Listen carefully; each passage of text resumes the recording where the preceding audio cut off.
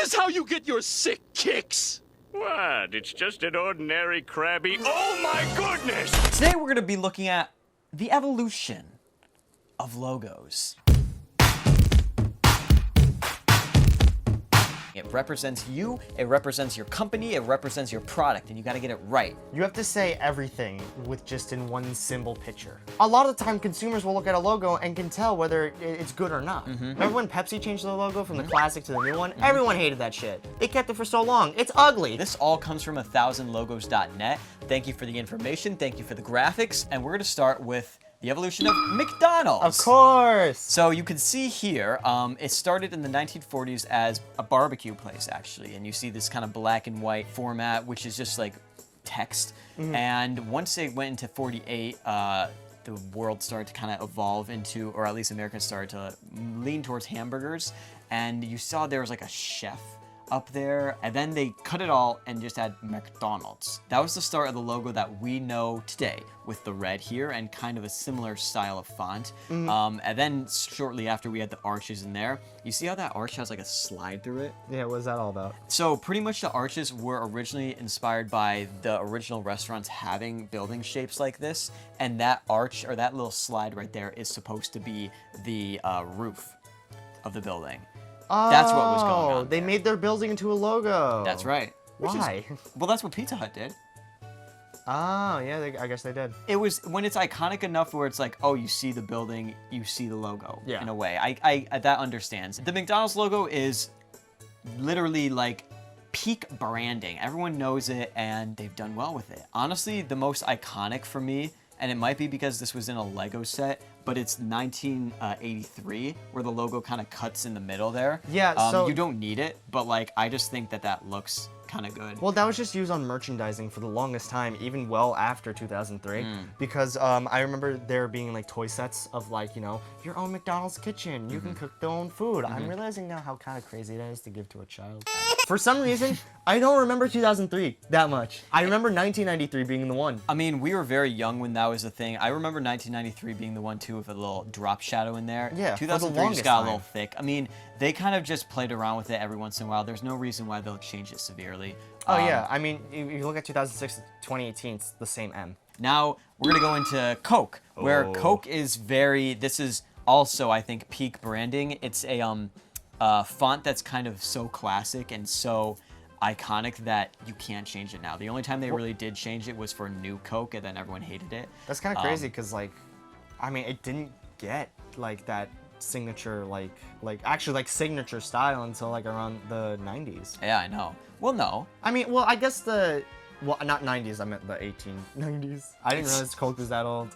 The 1890s, the classic 90s. The classic 1890s. Everyone got dysentery. But yeah, this is a logo that probably will never change, and it's a classic logo that hasn't been modernized, but it's so iconic now that you see it merchandised everywhere. It really hasn't changed since 1935 when color was invented.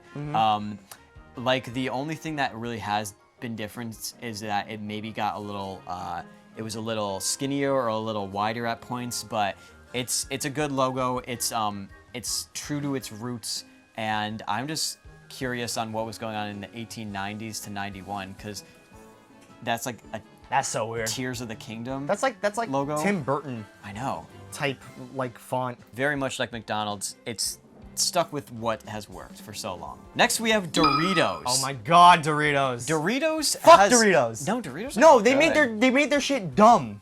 Wait, what do you mean? Their logo? Yes. Okay, I'll get into that, but I will also get into it. But they made their logo dumb. Let me give you some context first. For the longest time, they had this kind of red and yellow design where it was all blocky. And then in the 90s, they started to get they were like, oh, we have triangles, let's get into that. The 94 to 99 is pretty iconic. A lot of people know about that. I mean, it stuck around until about 2006-ish, until we had the logo that we kind of grew up with, which was this like kind of, I don't even know what you describe it. It's off of this. Yes. It's based on that. It's like a scribble. But it also looks like a Dorito. It's pretty epic. Pretty epic. That's, I honestly, it's not even just nostalgia, I just think that one's iconic. I do think that one's iconic too. I think it is. Because look at all of these, which one sticks out the most? It's that one. I will argue with this in a bit, but first of all, in 2007, I don't even remember that logo being a thing. remember that either. I think it was on only certain types of Doritos because you can see this. They also used this logo in 2013. Yeah. But then It might have been different parts of the country. correct. And also in 2019 they had this just like ad campaign where that was their like Your just logo goes thing. here. It was just this weird little thing that was happening. But honestly, the 2013 logo, in my opinion, I think that it's pretty solid all around. I think that the Doritos from the mid 2000s to the mid 2010s is pretty good, but I think it's of the time. It looked a pretty like skater, kind of edgy. The Doritos logo now, I think, is simplistic enough and bold enough that I do think there will be a change soon. There is going to be change soon because that But has I no don't- personality. I know it doesn't have too much personality there, problem but it could have a lot less. It could have a lot less, but also the problem with a lot of 2010 logos is that they tried to make it the most simplest thing possible to the point where it's just like, it's a triangle and the logo. And it's like, yeah, I get it, but like this one has a lot more personality. It's why I'm not a fan of like, especially growing up, I wasn't a fan of any of the logo changes from any of the popular brands because they all tried to do the same thing of just like the name. They started to lose their personality. Lose a lot of personality. To me, that's not a logo. That's just the word. It's not the worst offender of it. No, I do think definitely that, not the worst offender because I got used to it after a while and I can Yeah. totally understand what they were going for. I feel like to keep that edginess, they could have chose a completely different font. You know? It kind of looks like almost weirdly like a sports mascot. Like you'd see It looks this like on a the- sports drink. Like yeah. you'd see a sports drink, but you'd see it on the side of a like football helmet.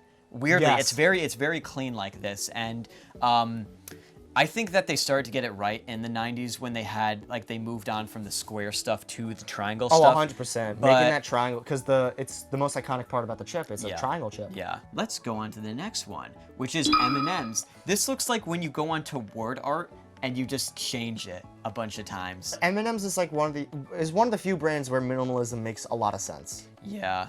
You know? It's you, especially with the logo, it's always been just M&M's. Yeah. Because that's what they're called. Yeah, but they've tried to switch it up a couple times enough that it's just like there really hasn't been anything that's changed much from the 70s. There's not much. I think there's just small font changes within like the and the S. Yeah. It looks like they almost changed this font to fit in with the other food or other candy that's around it. Yeah. I mean, it's fine. It's just like, I don't know why it was yellow for one point. I can't tell if my nostalgia's like fucking with me or not because even after looking at all of these, it's I like that. was the same This thing. middle one just looks the best to me. I like that it's like a sticker. It's like a and sticker, It's and- weird, and there's probably other people that are gonna say, no, nostalgia makes the 91 to 2000s look good. It looks like chocolate. It looks like a little lighter. I mean, that one looks like chocolate, but also even this one. I think this one looks a lot better than all the other ones too. This one's the best. This one's like the second to me. I like logos that can draw your attention and pop. You know, and if you put every logo together, which one's gonna stand out the most? That's what I enjoy. Yeah, You know. yeah. And for when I'm looking at all of these, I'm looking at which one pops the most, and that's the ones that are like my favorite. Just happens to so be the ones that I grew up with, but still. Well, also just in the early 2000s, there was like the rise of digital art and computer and all Yes, that. yes. So you were able to do so much more.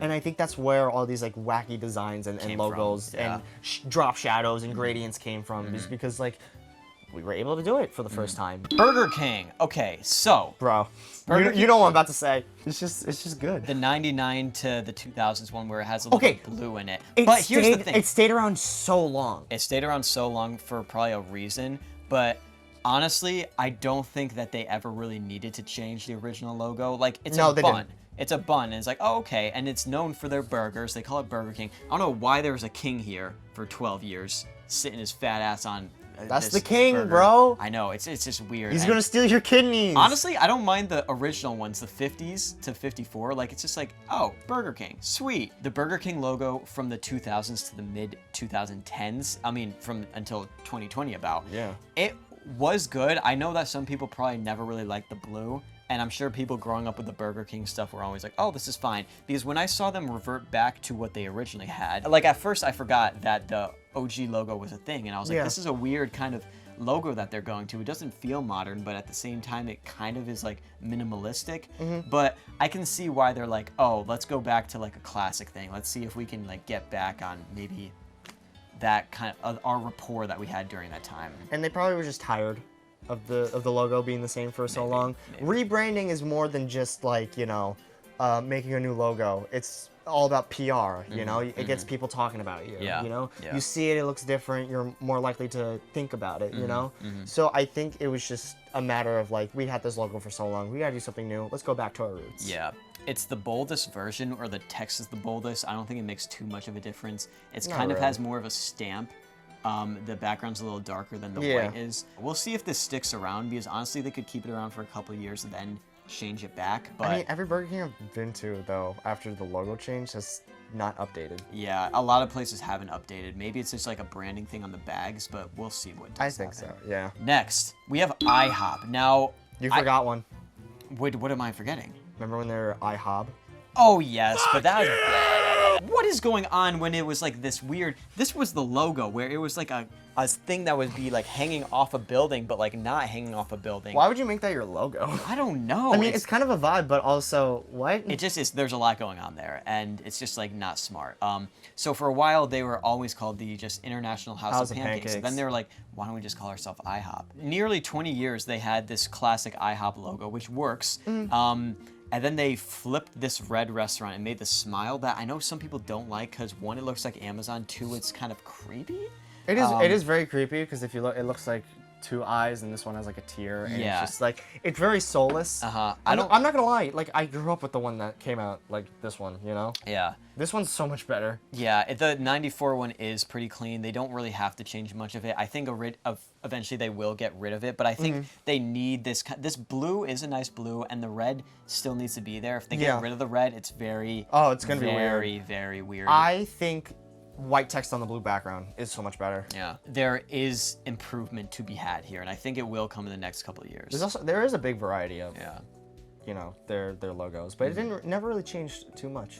Next, we have Mountain Dew. Now, this one on this graphic, it looks like the most that's kind of like a natural evolution. Like there's little improvements here and there. It's kind of similar to the Coke one that it naturally evolved, but this one, you can see every time it's a little different. And ever since the 69, we've had green on the top, red at the bottom like that, and it's always just kind of shifted a little. But all the classic, or the original idea has always stayed the same. They were just, I think it was just a whole, like, you can clearly see like they're finding their footing.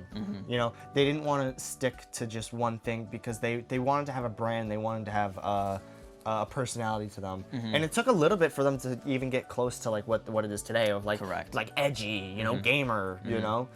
It's, I mean, we see it start to get like little spikes by 2005, by the mid 2000s. And they're still using some of these logos here and there, but they started to abbreviate Mountain. How do you feel about that? Getting rid of the mountain and just saying MTN. I think it's more iconic. Because I think it just makes sense. You know? I don't know how I feel about it. I feel like it's like, it does make sense. It's like, it doesn't need explaining, but, and I think they do it to like save space on it, but I feel like that they're eventually gonna go back to just writing it out as Mountain. Oh, they definitely will. Yeah. They will at one point. I gotta say, I kind of don't like any of these. Yeah. I never liked the Mountain Dew logo. Mountain Dew is kind of a long name, so I can understand why they abbreviate it, because if you're gonna make like small stickers and merchandise and stuff like that, it's easier to put places. And if you're gonna sponsor people, it's easier to, it's more legible. Yeah. And it's easier to plaster on like the side of a car or a helmet or anything like that. Right. But I just feel like Mountain Dew has a terrible green. Like the green is so ugly. It's not. I don't hate it, but it's not the best. I get it because it matches the color of their soda, but also just don't add coloring to your soda. Next, we have Chuck E. Cheese's. Oh, this fucking guy. It's crazy how much this just is in my brain. Freddy Fazbear. I was just about to say like Freddy Fazbear looking ass mother frigger. So the biggest thing is with the mascot. Until like 2004, they made the mascot look like just how the animatronic looked, which is understandable. Made sense. But I can see why they moved towards the kid stuff, or like the more like cartoony type of design. This one is the one that we grew up with. So how do you feel about this? So in my brain, I'm like, yeah, that's recognizable. That's what I know. He's so overshaded. He is. He is so... When you look at everything else. He looks like plastic. Yeah. It now, really is. Now, here's the thing. Superior design. He looks like a cartoon character. He looks like It's a little more friendly. A little bit more friendly. Looks like Disney almost. That guy's a fucking rat. Yeah, the original. That's like a knockoff Ratatouille. A lot of people do not like this this new Ratman. I think their logo that they have in this circle is the best out of all these. I don't think so. I think this one's the best. No. I think it's the best as in out of the this modern era thing. Yeah, because- getting away from detail Yeah. definitely helps, but also it's still a terrible design. Right. Because, well, here's the thing. 84 to 91, this looks like a pizza place. Yeah. I think I like that kind of design. Oh, I love that design. And if they like revamped their pizza and they wanted to promote themselves as that, I think they would go into making the like branding like this. But right now it's like a play place. It's like a Dave and Buster's for they kids. really like went away from like it being like a restaurant. Yeah. I don't know what he's doing with his hand like this. Swelling up his cheek. He's going. Oreo. What the fuck? Yeah, Oreo had a big Holy identity crisis shit. until like the 50s. They didn't really know what they wanted to do. And surprisingly, they haven't changed their logo since 2001. That's as crazy, far as 'cause I've seen. That's very early 2000s. I know. And we'd have to get some Oreos thing to make sure we check. But the logo from 95 to 2001 honestly isn't too bad either. Oh, I think that's my favorite. Yeah, I think that's pretty good too. Because this has like that weird like futuristic vibe going on. You know, I don't know why I like that so much. Like it reminds me of like the Jetsons. Yeah. I think it's something about the like little gradient glow that they have over it. Yeah. The 49 to 52 looks What like the it's fuck like is it's like that? a shaving. That's a company. gas company. Yeah, that's what it looks like for real. This is like you ever see the Shining poster that's yellow? Yes. That's what that looks like right there. Oh, they were also around for a long time. They were too, yeah. They were just very much trying to get an identity there. 52 to 60, there's just space. Why is it not centered? This one's wild. Yeah, that one. That looks like a radio. Fanta. Is it Fanta or Fanta? I call it Fanta. This is the last one. Fanta has a lot of evolution here. I can see that. So funny right. enough, some lore about Fanta. Give me some lore. That it was made in Germany in the 1940s because there was a trade embargo with Coke. So the Nazis made it because they're like, we need to make it. So if you're drinking that drink, actually you're drinking more of an Italian thing because the original Fanta Orange was made in the Italians, 55. So that's funny that that's just like what it was made for. That looks like a cigarette. Yeah, like Fanta in the 40s Fanta one. cigarettes. Fanta has a lot of logo changes, especially in the 2000s. I count 1, 2, 3 in the 2000s alone before we got to 2003. I definitely like the orange, but I think that the orange is essential. And I know this modern logo that they had this year, it's going to go along with like orange cans, but I think blue on its own really doesn't look good. I think that they need Well, they also orange chose there. a terrible blue. Yeah. That's so oversaturated. Like, okay, I understand oversaturating things more because it pops a lot. But there's a time and a place for it, and I feel like with Fanta, it's just not the time or place. I mean, after 2016, I think the font, bad. Bad font. It's so blocky, it's so uninspired, it feels so unoriginal. Whereas the one before, it's legible, surprisingly. And it was very nice. It was very around for a pleasing. while. It was around for about 20 years. Yeah. It looks like it kind of started in 97 and stuck around until 2016. It's the one I think of when I think of Fanta. Yeah. This blocky design, I do not think of Fanta. I don't think of Fanta, and it just looks like a knockoff. Yeah. You know, it looks like store-brand Fanta. I mean, I think 2010 to 2016 has the best look with that orange in the background and the font, the last use of the font. I agree. It's very legible because it's similar to this one, but it's more out, it's more bold. Yeah. And the orange and blue are complement each other, you know, because color theory. They're pretty complementary. And how do you feel about the 2008 to 2010? Because that orange is a lot deeper. Very deep. I don't like it as much as the more brighter, less saturated orange, let's say. I don't know what they're doing here, bro. Like, I don't know what this is, honestly, and I don't know if it'll stick around because it feels... I highly doubt it. This feels like a millennial coming in and just redoing everything because it's like, you know, it's like this is what people are into. I think it's going to go back to the this kind of font sooner rather than later. It will definitely go back soon. Yeah, because people are... I mean... Well, I mean, just look at the changes. Yeah, How many frequent changes there've been. Yeah, they changed Sales their are probably stuff a not lot. gonna. Sales are probably gonna go because look how unrecognizable it is now. It is pretty unrecognizable. 'Cause that's the problem with changing a logo. Like you have to revamp it for a newer audience. You know, people who are up and coming, but you also have to keep it recognizable for your brand, because even when there's new children being released every year, those children are going to see those old logos no matter what. There's definitely a lot more logos out there, but these are some that we started with. I think that there's a fun little history lesson. Thanks for watching.